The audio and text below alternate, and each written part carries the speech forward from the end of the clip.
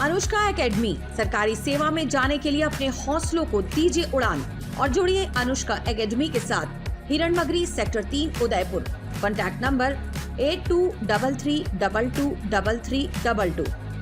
Bharatiya Janata party के राष्ट्रीय महामंत्री अरुण सिंह गुरुवार को उदयपुर पहुंचे, जहां महाराणा प्रताप एयरपोर्ट पर भाजपा पदाधिकारियों ने अरुण सिंह का स्वागत किया। इस दौरान शहर और देहात के पदाधिकारी भी बड़ी संख्या में मौजूद रहे। अरुण सिंह ने कहा कि पूरा देश राम में है और मंदिरों और उनकी परिसरों की स्वच्छता अभियान भी चला रहा है। पार्टी के कार्यकर्ता भी उसमें लगे हुए हैं। सभी हर्षोल्लास के साथ 22 जनवरी को दीपावली मनाएंगे और राम ज्योति घर में जलाएंगे।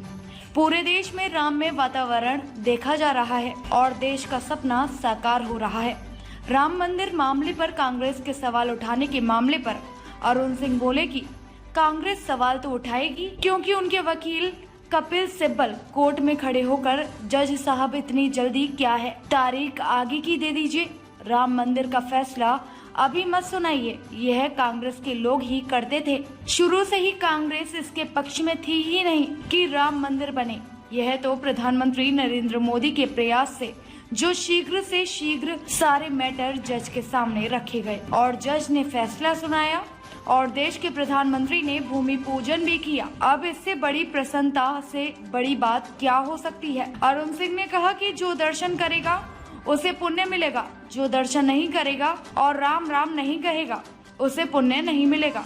लोकसभा चुनाव में प्रदेश का चेहरा बदलने की बात पर उन्होंने कहा कि चुनाव में सीपी जोशी ही प्रदेश अध्यक्ष रहेंगे और मुख्यमंत्री भजनलाल शर्मा के नेतृत्व में लगातार जो काम हो रहा है तो अभी तो जल्दी क्या है, हो जाएगा। तो लोकसभा चुनाव में चेहरा बदलेंगे प्रदेश अध्यक्ष का या सीपी जोशी रहेंगे? सीपी जोशी जी हैं और रहेंगे, ऐसा कैसे प्रश्न कर रहे हैं। देखिए, अभी भारतीय जनता पार्टी पूरे दमखम के साथ अपने प्रचंड बहुमत के साथ सरकार बनाई है और भजनलाल जी के नेतृत्व में लगातार जो काम हो रहा है, देखिए अपराधियों को पकड़े जा रहे हैं और 450 रुपये में सिलेंडर मिल रहा है और SIT का गठन हुआ है।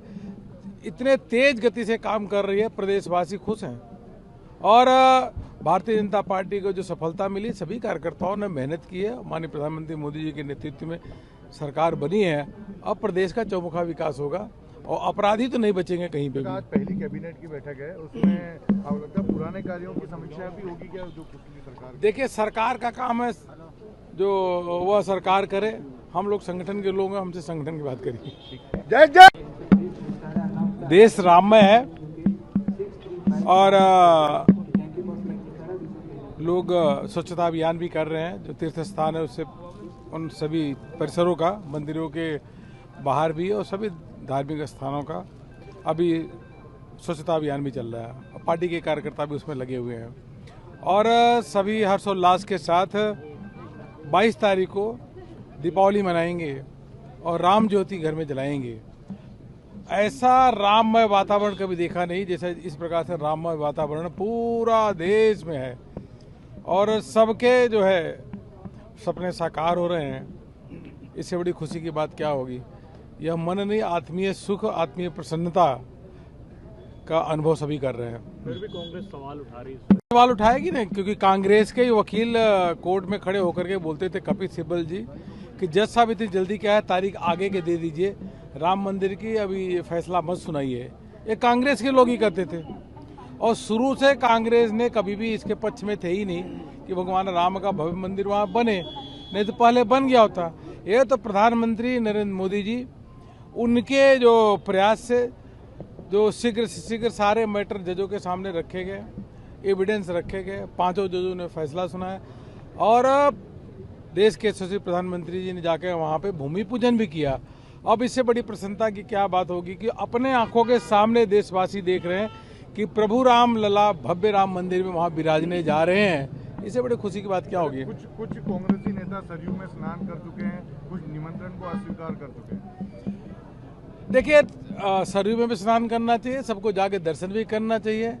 जो दर्शन करेगा उसको पुण्य मिलेगा, जो दर्शन नहीं करेगा तो राम राम नहीं जपेगा तो उसके लिए हम क्या कर सकते हैं, उसकी मति ही भ्रम है ना। चंद्रशेखर जी की जगह भी नियुक्ति नहीं हो पाई है। नहीं ताज़ा खबरों से जुड़े रहने के लिए हमारे चैनल को सब्सक्राइब करें और बेल आइकन को दबाना ना भूलें ताकि हर खबर की नोटिफिकेशन आपको मिलती रहे।